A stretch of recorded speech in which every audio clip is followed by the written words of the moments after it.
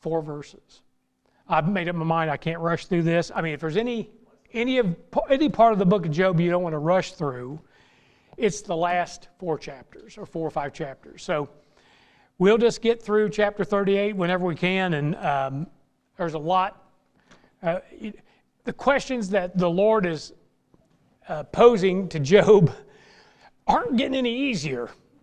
In fact, it's causing me to do a lot of study because I know nothing about these things at all. You know, I'm looking up the names of these things to get a definition, and hopefully Dr. Ruckman gives me some insight, and then I go and do a little search and study myself and what the Lord will give me from the Scriptures, and hopefully we'll be able to shed some light on some of these verses.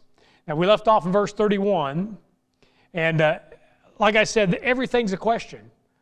And it's a question Job can't answer. I guess that's how the Lord just overwhelms you, you know. He shows you the level of ignorance that you're living under, and you get done, you realize you're stupid for not trusting Him because you don't have any of the answers. He's got all the answers. And really, if you don't trust Him, you might as well just put a blindfold on and run through life blinded, because you are blinded. The Lord knows the beginning from the end from the beginning from the end. He knows it all. So He says here in verse 31, "Canst thou bind the sweet influences of Pleiades, or loose the bands of Orion?" Now we're way out in outer space here, you know. I could barely find it for you in the sky. I think I can find Orion's belt. I might be able to find you the North Star if I can find the Big Dipper. If I can't find the Big Dipper, forget about finding the North Star. Because they're supposed to be right off of the handle. You're supposed to be able to just draw a line to it. And there it is. Now, knowing me, I got the wrong star, so you can't go on my directions. But Pleiades, there's 7 stars in the constellation of Orion. That's Pleiades.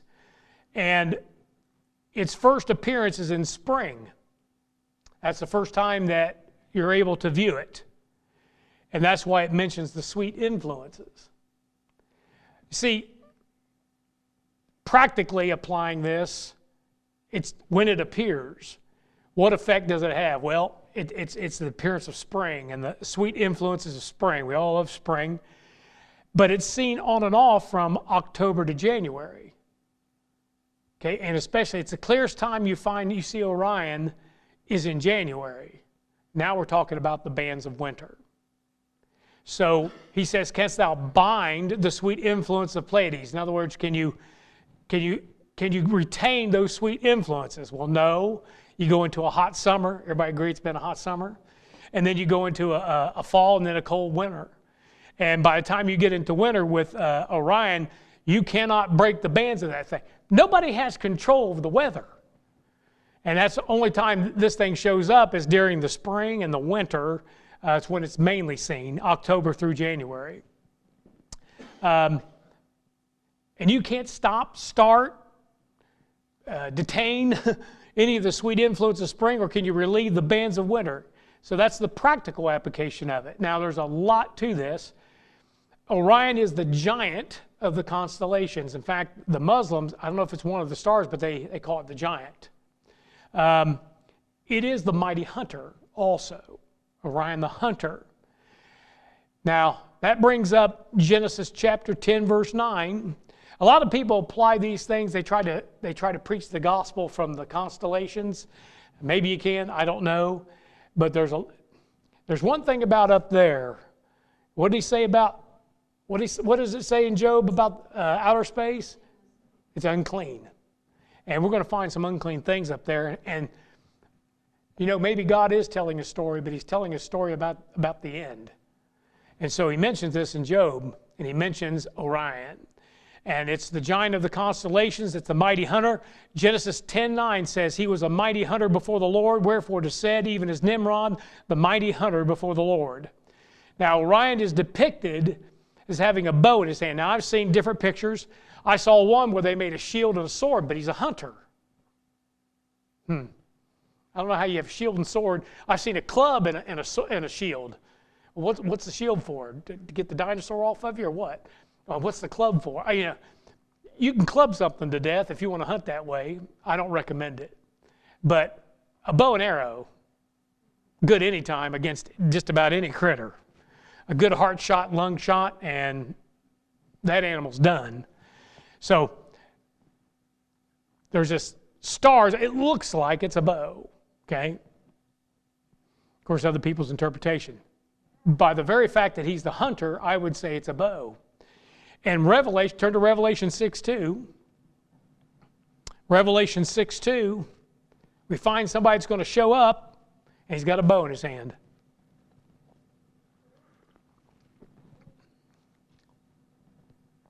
Revelation 6:2, and I saw, behold, a white horse, and he that sat on him had a bow.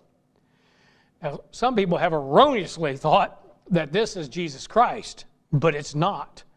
This white horse rider comes with a bow.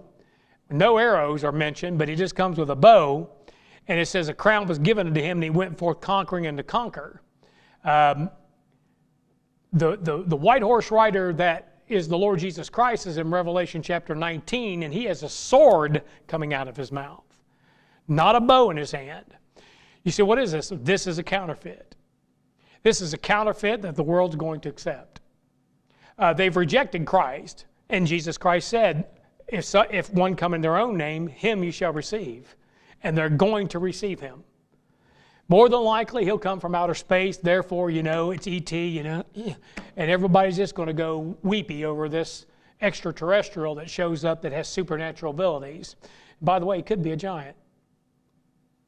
Goliath is a type of the Antichrist, and he's a giant. So he might be of considerable stature. You know that most presidents, the height of how tall they are can determine whether they win an election or not. And some of them, man, they practically put them on stilts. If they fall off their shoes, they're hurting. I mean, they could break a leg. I guess because to be short is not a good thing. Trump did. Saul was head and shoulders above anyone in Israel. And of course, something about being tall. They think they're going to be great. But Saul was a coward when it came up to Goliath. It was little old David shows up with a bow or with a sling and a rock. But it says he was given he had a bow and a crown given unto him, and he went for conquering and to conquer. Now the Hebrew name for Orion is Kesil. It's pronounced with a Z. Kesil. Kesil, which means the fool. Well, we can't apply that to Christ. You'd be surprised how many they try to apply to Christ. Like the crab. What is that? Cancer. And then there's one other. But those are unclean. Those are unclean animals. Huh? Scorpion, and there's something else that's unclean. Huh? Taurus. No, bull's clean. But there's one other. And huh? Pisces fish. That's okay. But there's another one. Yeah. Please don't. You don't need to do that. But, the world looks up there and, I don't know, they think their salvation is going to come from the stars. Well, they're right, but it's not going to be the one they think it is. Anyway, it means the fool, and Job talked about the fool or a fool in Job chapter 5, verse 2 and 3. He says, for wrath killeth the foolish man, and envy slayeth the silly one. I have seen the foolish taking root. Well, that's what the Antichrist is going to come down and do. He's going to try to take root, try to bring in a kingdom. But suddenly, I cursed his habitation. Not going to last long. The Bible likens it unto an hour. 1 hour with the beast. It's just not going to be a very long time. Oh, yeah, the devil's going to accomplish some things that he wanted to accomplish, but it's going to be very, very short-lived. And the only reason he's going to be able to do that is to deceive this world because they've rejected Jesus Christ. And so they're going to get a counterfeit, and in him they're going to believe. Zechariah 11, verse 15 to 17. Turn there. Zechariah 11, verse 15 to 17.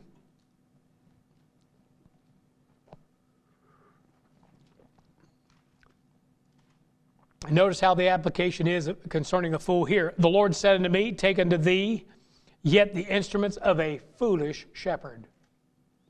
Now this, you're going to see here, this is a direct reference to the Antichrist. For lo, I will raise up a shepherd in the land which shall not visit those that be cut off, neither shall seek the young one, nor heal that is broken, nor feed that standeth still. But he shall eat the flesh of the fat, and tear the claws in pieces. Woe to the idle shepherd. Notice that idol, I-D-O-L. Why? He sets up an idol in the temple. Woe to the idle shepherd that leaveth the flock. The sword shall be upon his arm and upon his right eye, and his arm shall be clean dried up, and his right eye shall be utterly darkened. Of course, we understand that's when he receives the deadly wound and is dead for 3 days. And then up he comes. Not actually the man, but something else comes up. Anyway, but he's the fool. Listen, Satan is the fool. The devil is the fool. I mean, he's deceived himself. And he's going to come to naught. He's going to end up in a lake of fire forever. Well, the Antichrist is going to be destroyed by the brightness of the Lord's coming. So, in the end, Orion will be bound literally. When it says, canst thou loose the bands of Orion? No, you can't. Because when Satan is bound, he's bound for as long as God lets him be bound. And eventually he'll be bound and thrown into a lake of fire, never to be loosed. But before that, we know that he's cast into the bottomless pit. Revelation 20, verse 1 and 2, and I saw an angel come down from heaven, having the key of the bottomless pit and a great chain in his hand. And he laid hold on the dragon, which that old serpent, which is the devil and Satan, and bound him 1,000 years. Canst thou loose the bands of Orion? No. If you think about it, when we call Orion also the giant, like I said, when he shows up, he could be a giant, but didn't we have giants on the earth in those days? There were giants back then. Well, Orion, being the giant, ends up where the fallen angels and the giants of Genesis 6 ended up. And no one can loose them. 2 Peter 2:4, and I think we read this even last week. It says, for if God spared not the angels that sinned, now those aren't the giants. Those are the ones that help bring about the giants through mating with earthly women. For if God spared not the angels that sinned, but cast them down to hell, delivered them into chains of darkness to be reserved unto judgment. Now turn to 1 Peter 3, verse 18 to 20.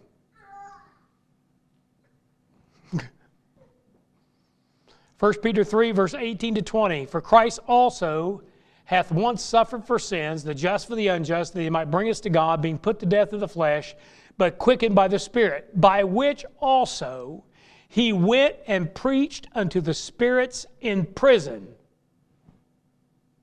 Who is that? Now, some say, well, maybe it's the angels. But why would he preach? Now, the only thing he could have been preaching was, nah. The Bible says he triumphed over them in it. Okay? But who's he preaching to? Could he be preaching to giants? I mean, if they didn't have souls, if somehow they were not souls, but they had a spirit, well, that spirit went somewhere. If you were born a giant, okay, did you ask to be here? Did you consent to the union between an angel and a woman of this earth? You're just born, right? So it's been suggested that possibly, and I wouldn't be burned at the stake for this, it's suggested that maybe the Lord went down there and preached to those spirits that were in prison and gave them an opportunity. I don't know. It says, which sometime were disobedient. Maybe not all the time, but which sometime were disobedient when once the long-suffering of God waited in the days of Noah. That's the time of these giants. Now, I don't see how the angels are already fallen, so I can't see, like I said, unless he went down there to just rub it in. I would have, But the Lord's not me. But we're sometimes disobedient when it's the long-suffering God waited in the days of Noah while the ark was repairing, wherein that is 8 souls were saved by water. So there's a lot to this. And just looking at it from the surface, you could apply it to the seasons, you could apply it to the weather, but also, like we have found in Job, a lot of it's going to speak about the Antichrist. And you just have to look at it and see it and say, okay, and Scripture with Scripture, definitions and meanings of things. The fact that he's called the fool and the mighty hunter, boy, those two right there clinch it, that it's referring to him. Then in verse 32, he says, canst thou bring forth Mazzaroth in his season? Or canst thou guide Arcturus with his sons? Now, I'm hoping I'm pronouncing these correctly.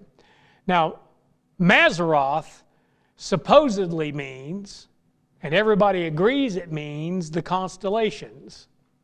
Not one particular constellation, it is the constellations. The 12 signs of the zodiac. Virgo, Libra, Scorpio, maybe I'll figure, what's Sagittarius? What is that? Oh, that's right. Huh? Satyr? Like a satyr? Okay. Capricorn? That's a goat. Capricorn's a goat. Capri? Y'all don't know this pagan stuff. Why not? I'm gonna give you all a pat on the back. I don't know it either, man. I know what Gemini is because I'm Gemini, and I know I'm dealing with 2 people in here. 13. There's actually 13, and they revealed it recently, and it shifted everybody's signs, and they lost their minds. Their identity was tied to it for so long. It's like, actually, you're not. Great. So what am I, Cancer now? I'm a crab? Huh? Who thinks I'm a crab? All right. So, of course, along with that, they're thinking of changing the 13th calendar. Oh, boy. Actually, Israel has a time when they have a 13th month. Yep. Actually, it's Adar, and then second Adar is actually Adar, and then they have, okay. But they add an Adar. Okay, Capricorn, Aquarius, Pisces, Aries, Taurus, Gemini, Cancer, and Leo. Maybe the lion. Is that Leo the lion? Okay. I know nothing about this. When I got saved, man, I think one of the first messages I ever heard, it was big back in the 70s, man. They preached on this stuff, If you look at a horoscope, you're wicked as hell, and they're going at you. So you're terrified to even read one. You thought you were involved in the occult. Most of the stuff you're reading in newspaper, it's just a bunch of junk. And why you would read it and think it has any, I'm going to read what my horoscope is today, oh, good grief. Anyway, Isaiah chapter 13, turn there. So, canst thou bring forth Mazzaroth in his season? That's kind of specific. So I don't have all the answers for this one or even a good explanation. But Isaiah 13 verse 10 says this, for the stars of heaven and the constellations thereof shall not give their light. And there is a time in the tribulation where a third part of the stars are not visible. The sun shall be darkened in his going forth, and the moon shall not cause her light to shine, and I will punish the world for their evil. It's almost like he's taking their gods and shutting them out. And he says, I will punish the world for their evil and the wicked for their iniquity, and I will cause the arrogancy of the proud to cease, and will lay low the haughtiness of the terrible. Wow, them some strong words. Look at 2 Kings 23:5. 2 Kings 23:5. And this is about Josiah and what he did. And it says, and he put down the idolatrous priest, whom the kings of Judah had ordained to burn incense in the high places in the cities of Judah, and in the places round about Jerusalem, them also that burned incense unto Baal, to the sun, and to the moon, and to the planets, and to all the host of heaven. So remember we talked about the host of heaven can actually be in reference to the angelic host, or maybe other spiritual entities that God has created up there, but also it can be in reference to the planets, to the stars and the moon, when he mentions the host of heaven there. So, you know, when you're worshiping, and this is something I probably need to make clear, when you're worshiping an idol, the idol is a representation of a false god. There is a god usually behind it, okay, a false god. It's just that usually the idol can do nothing for them. Not saying that the false god can do much of anything for them either, but there's usually something behind it. And that's why you have all this representation, you know. And, well, we were dealing with this on Sunday about, I mean, God never had an image till Christ shows up. Think about that. And he's dealing with a bunch of Jews and saying, don't make any image. Why? You don't know what it is. You don't have a picture of me. As a matter of fact, I don't have it yet. Now, he knows what it's going to be. When he says, let us make man in our image, you ever thought about that for a second? He didn't have one yet, but he knew he would. That's so weird. And he's making man, let us make man in our image, and then he is in the image of man. Anyway, people they worship the host of heaven by worshiping or gazing at those stars. That's that representation. Since these constellations represent the host of heaven, then this could be the casting of the host of heaven down. It doesn't say, "Canst thou bring forth Mazzaroth in his season?" Well, let's say let's say to bring them forth, to bring forth. You see, this thing's in God's timing. I looked at this, you know, and it credits the devil or the Antichrist. It credits him with deceiving the host, but it's God's timing as to when they're cast out. Daniel 8:10 says, I think it's talking about the, I don't know if that's the little horn. I didn't look at the context, but it says, and it waxed great even to the host of heaven, and it cast down some of the host and of the stars to the ground and stamped upon them. Well, Revelation 12:4 says, and his tail, talking about the devil, and his tail drew a third part of the stars of heaven and did cast them to the earth. And the dragon stood before the woman which is ready to be delivered for to devour her child as soon as it was born. It says his tail drew a third part of the stars of heaven, did cast them into the earth. Now what's interesting here, turn to Isaiah 9:15, something I learned this week from Dr. Ruckman. I always wondered, what's this thing about the tail?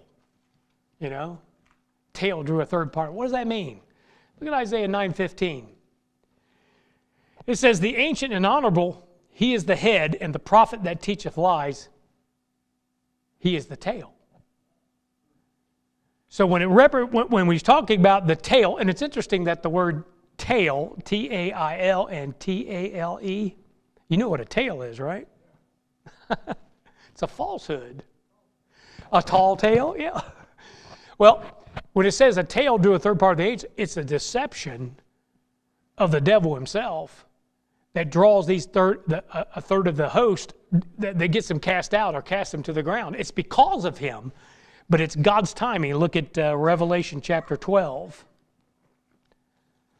Revelation chapter 12, look at verse 7 to 9.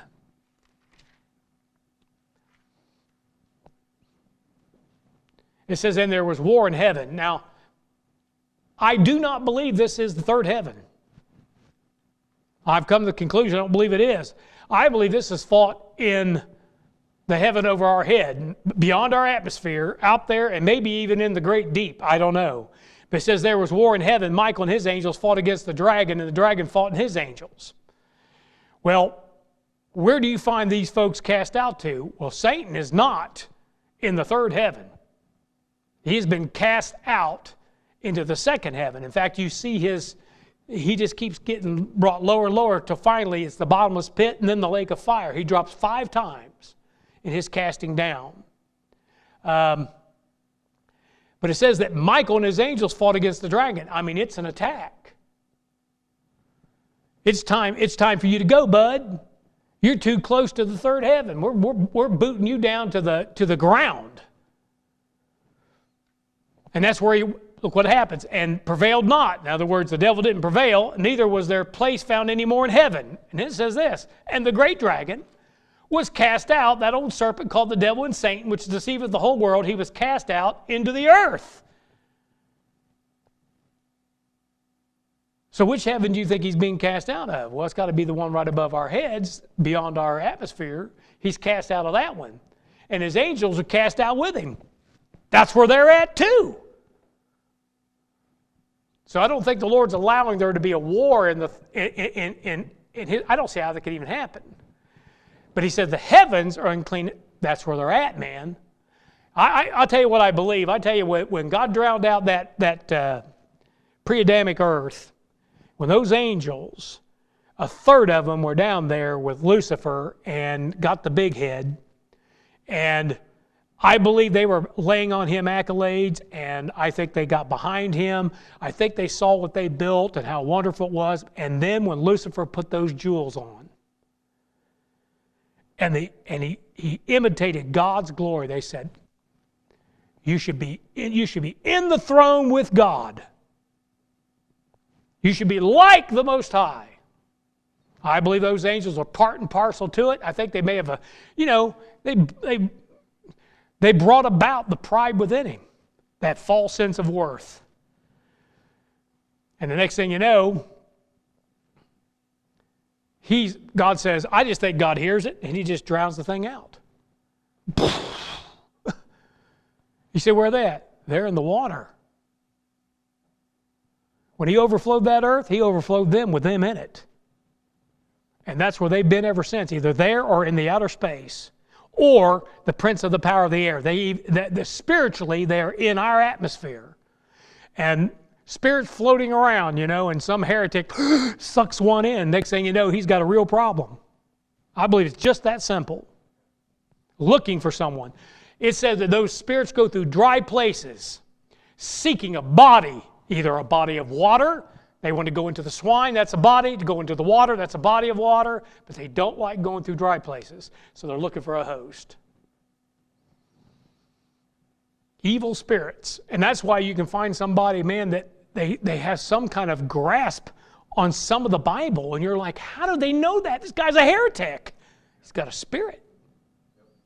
They call them muses. That's what Hollywood calls them.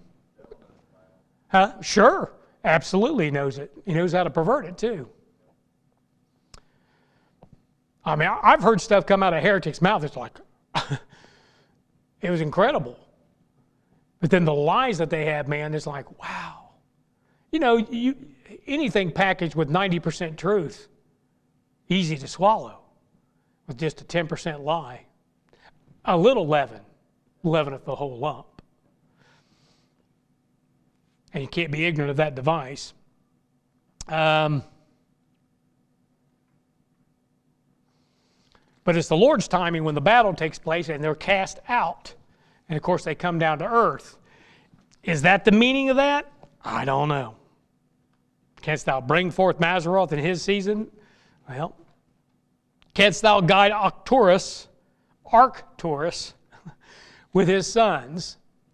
Well, Arcturus is Ursa Major, the big bear, which includes the Big Dipper. Now, it's interesting here that the bear and the lion show up Doc said 4 times. I found 5 times together in Scripture. And we'll look at each one of these. Look at Proverbs 28.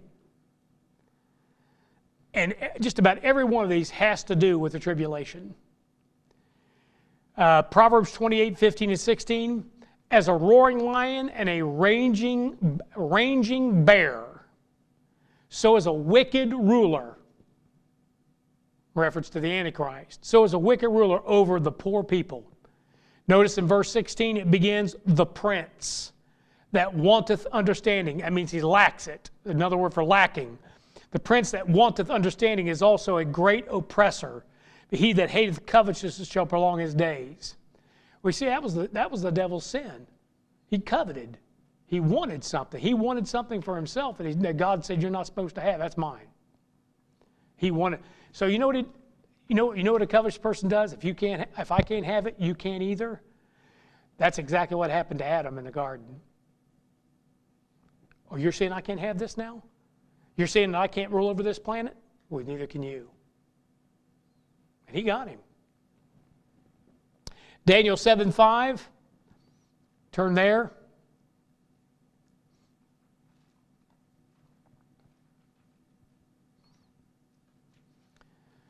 Daniel 7:5, behold another beast, a second like to a bear. And it raised up itself on one side, and it had 3 ribs in the mouth of it, between the teeth of it.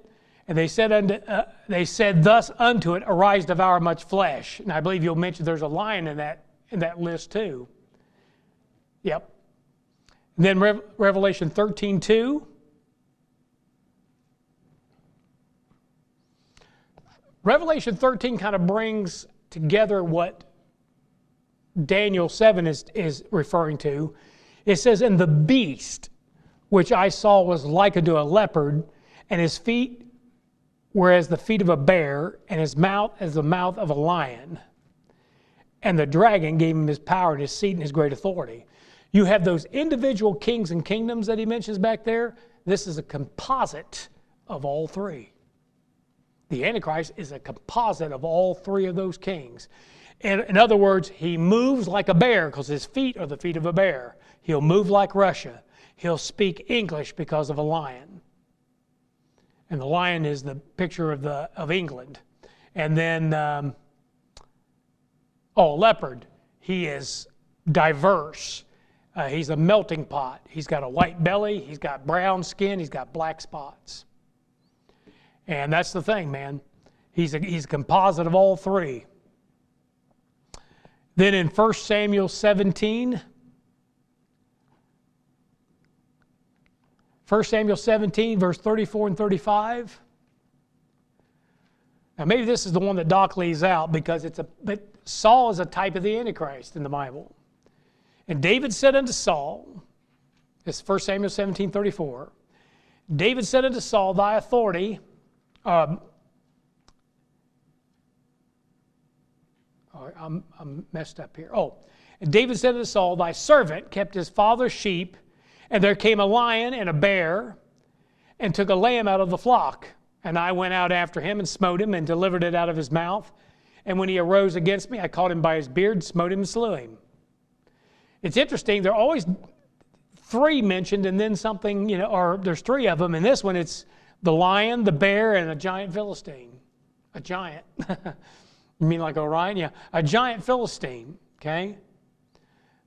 One is, there's a leopard, a bear, and a lion. That giant Philistine is not far from that leopard. Can the Ethiopian change his skin or the leopard his spots? And he was a Philistine. Philistine is of Ham, of Ham's descendant. Amos 5:18. Amos 5:18. Now, is this Arcturus with his sons? I don't know. But we know he's the bear. Ursa Major. Amos 5:18. Woe to you that desire the day of the Lord. Isn't that something? So I just can't wait for the day of the Lord. Well, I'm looking for the day of Christ. See, what's the difference? Well, the day of Christ is somebody goes to the judgment seat of Christ, the marriage of the Lamb, and then back down for the second advent. The day of the Lord means you're here. This is not the place you want to be. Those two, they kind of parallel one another, but one is someone up in glory, a Christian, that's the day of Christ, and then the day of the Lord, he says, look what he says about it. Woe unto you that desire the day of the Lord. To what end is it for you? The day of the Lord is darkness and not light. If a man did flee from a lion and a bear met him, or went into the house and leaned his hand on the wall and a serpent bit him. And now you have a lion, a bear, and a serpent. No matter what you do down here, there's going to be something trying to kill you constantly for probably at least 3.5 years. If you're a saint, the Antichrist is going to be after you to behead you. Or a Jew, I mean, he's definitely going to want to try to behead you. If you don't take the mark, he's going to want to behead you. But if you do take it, then God's after you. And everything's turned against you. The animals are against you. The elements are against you. The weather is against you. I mean, the judgment of God are just pounding down on you. I mean, who's looking forward to that day? I'm looking forward to the end of that day, or just toward the end when we come back with him.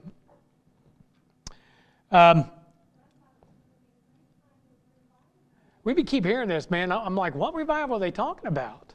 Yeah, there's a multitude saved out there because they didn't want to die, go to a lake of fire, and they get beheaded for the witness of Christ. I don't know if that's I guess I consider that a little revival, but I don't know, man. I somehow don't see Christians in this age stand up for the Lord when they can't stand up for him now. I don't see it. Yeah. Okay, now you get a quiz. And this is something that came into my mind. I didn't get this from anybody, but when I read the passage, I'm going to see if you can pick some things out. Turn to 2 Kings chapter 2. 2 Kings chapter 2, verse 23 and 24. Story about a bear. Okay? 2 bears, actually. 2 Kings chapter 2, verse 23 and 24. Now we're going to read it, and I'm going to ask you to pick some things out that stand out. And 1, 2, 3, 4. I got 4 things that stood out in the passage. It says, he went up from thence. This is talking about Elisha. And Elisha had a hair problem. He's having a bad hair day or lack of it. Okay? And he went up from thence into Bethel. And he was going up by the way, and there came forth little children out of the city, and mocked him, and said unto him, Go up, thou bald head! Go up, thou bald head! And he turned back and looked on them, and cursed them in the name of the Lord. And there came forth 2 she-bears out of the wood, and tare 42 children of them. Okay. What do you see? Okay, I knew you was all going to get that right away. There are 42 months to the Great Tribulation. 42 children. Okay, what else? Okay, the she-bears. Why is there 2?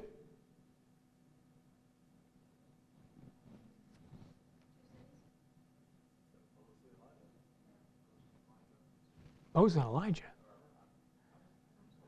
The beast and the false prophet? The beast and the false prophet. My guess. Both of them are responsible for the deaths. Okay? 2 she-bears. Now, what else?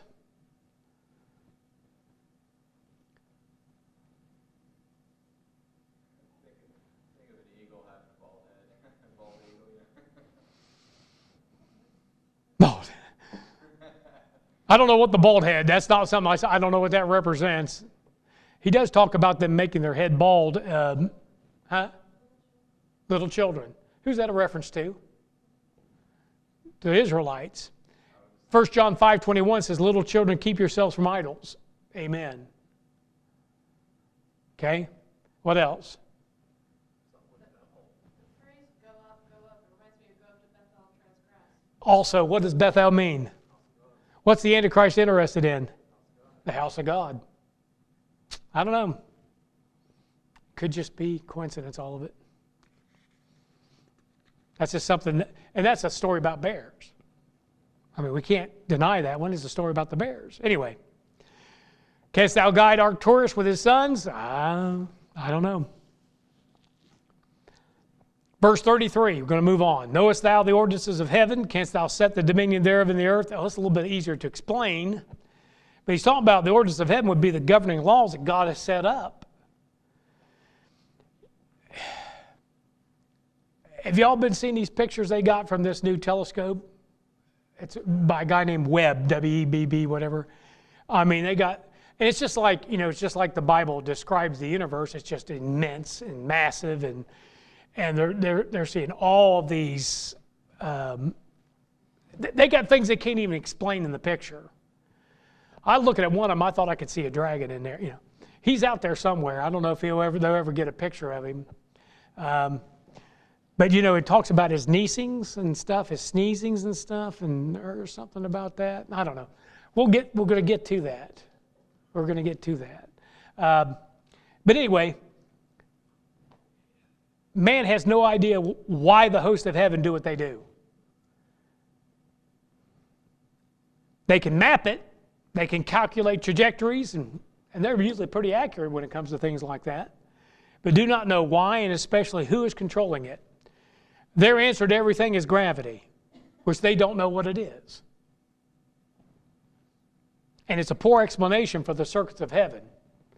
When you think that we're 9 million miles away from the sun, I mean, if the sun's got that kind of gravitational pull that we're in this circuit, okay, you would think it would be drawing asteroids. You know, there are asteroids right outside of where Pluto is. In fact, Pluto's been designated, I think, an asteroid. And there's asteroid belts just beyond Pluto. I mean, a lot of them. And why isn't the sun drawing those in? I mean, why don't we have debris just coming in from everywhere? If gravity is attracting all that, maybe, I'm not saying it's not gravity, I'm just saying that whatever it is God that is directing those circuits. In Psalm 19:6, and it says, his going forth is from the end of the heaven, and his circuit unto the ends of it, and there is nothing hid from the heat thereof. Lord, it's hard to believe this, but God is everywhere. Even in a galaxy that you can't even calculate how massive it is. And he's out there just, I mean, you know he made it for his own pleasure, because we can't, we're just now getting some pictures. We're just now getting some good pictures of that stuff, man, how beautiful it is out there. God's been beholding that thing from day one that he created it. Man is ignorant of the laws of creation, the origin of the universe. They don't know the height, the depth, the length, the content, the composition of it, the connection to God's plan, nor can we reach the closest star, which is only 4 light years away. I mean, we're talking about just around the corner, not even around the corner. We're talking about the next door neighbor. Compared to the universe, this is our next door neighbor, and we cannot reach it. Do you think we ever will? It's only 23 trillion miles away. 4 light years, 23 trillion miles away. Mars is 34 million miles away when it's closest to the Earth. That means when everything's just right and the shortest distance between 2 lines, Mars is 34 million miles away. You know how many trips it'd take to Mars to equal just going to that one planet that we cannot reach? It's Alpha Centauri, by the way. It's actually a cluster of like 3 different stars. You know how many trips it'd take to Mars? 676,471 trips to equal one way to the nearest star. Think we're going to make it before we kill ourselves? There's no chance. God put that thing so far out of reach, and yet that really, compared to the universe, is like just stepping off there. It should be right there. We'll never get there. Job 15:15, behold, he putteth no trust in his saints, yea, the heavens are not clean in his sight. All right. Canst thou set the dominion thereof in the earth? Well, we've got 6,000 years of bloody human history, and no one is brought in a worldwide kingdom bigger than the city of Babel. Go back and look. That kingdom of Babel is just a city. And it didn't last very long. Good intentions or not, the only thing man has brought about in 6,000 years is genocide, war, concentration camps, and unimaginable, immense suffering. That's what man has brought. Now they're going to try. And yes, he might have his kingdom but an hour. Not going to last very long.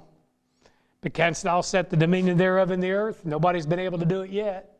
And the only reason, do you think God can stop all this? Listen, he's not stopping it, he's starting it. God is the one that's going to allow this thing, make this thing happen. He's going to set it forth. Now, there are willing participants. Willing. He says, who will go forth and be a lying spirit in the mouth of Ahab's prophets? Me, I'll go. Let me do it. I love lying. You go read it back there. These spirits are like, oh, let me do it. Okay, goober, go get them.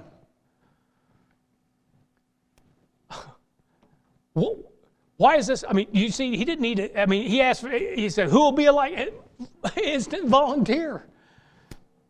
You say, why? Because they're done anyway.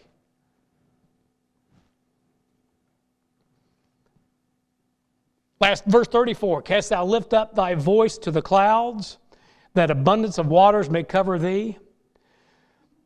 There's been many a wasted dollar for a failed Indian rain dance. Okay? Now, I know in the movies it always rained, but in reality it never did. Can you imagine if any man had that kind of power today? He'd be the wealthiest, most powerful man on the planet. If you had the power of the weather, you could make it rain or snow or sunshine. You could bring drought or you could bring floods. Talk about powerful. Yet such a man will be here in the tribulation that God is going to give. And it says, canst thou lift up thy voice to the clouds, that abundance of waters may cover thee? James 5:17-18 says, Elias was a man subject to like passions as we are, and he prayed earnestly that it might not rain. It rained not on the earth by a space of 3 years and 6 months. And he prayed again, and the heaven gave rain, and the earth brought forth her fruit. And Elijah's going to come back. He's going to lift up his voice to the Lord and say, Lord, you need to stop the rain. And there's not going to be a drop of rain for 42 months, 3.5 years, 1,260 days. It's going to be and it's not just going to be local drought, it's going to be a worldwide drought. There's only one area in Israel where there might be some rain or dew upon the ground. I don't know.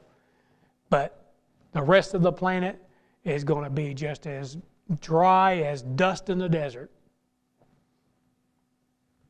He's asking Job, can you do all that? You know anybody can do all that. But the Lord can do all that. And if the Lord wants to empower a man to do that, just like Moses he's going to be able to plague this earth for as many plagues as he wants. Probably a lot of those are going to be like the ones that he plagued Egypt with. And we're going to see a lot of, he's pulling the same ones out of the bag. Okay, let's do this one, Lord. This will get them. But it won't be just Egypt. It'll be the whole earth. If he says there are going to be 3 days of darkness, it's so thick you could cut it, the lights are going out for everybody. If he's going to turn the water to blood, man, it's every ocean and, it's everything. I'm not sure how they get past all that to stay alive, but many of them are going to die. Man, you can't even have a local famine without people starving to death. Starving to death by the thousands and even millions. He's asking Job all these questions. Job doesn't answer. And neither could you or I. Well, then why are you being critical of me? If you don't know, maybe you ought to find out before you're critical of me and what I'm doing. You think about it, Job is upset because he thinks he didn't get a fair shake from the Lord. And that Jew is upset. He's been upset since, 1945. Because according to him, he didn't get a fair shake. There's no God that is in heaven that would do the things to that Jew that God did, according to them. And God said, oh yeah, you know it all? You know it all? Going to find out we don't know it all. Going to find out in the end, the Lord is going to be the one right, and we're going to be the ones that are wrong. And Job is going to find that out here. It's going to take a few chapters. About 40 different questions, but by the end of it, Job's going to have it straight. He's going to realize. You can't question God who knows everything. You can't judge God who knows everything. What you have to do is either He is a good, benevolent God or He's evil. And if He's good and benevolent and loving and kind, then trust Him. He says you can. He says His Word is good. We've found it to be good. We found it to be 100% accurate, what He says. So then, what's the problem with trusting Him through the times of trial and trouble? Again, I'm glad I'm not Job. Okay, any questions tonight about what we covered? I think I'm 23 pages in on this chapter alone. And we probably still got maybe 2 weeks to go. Is it raining out there?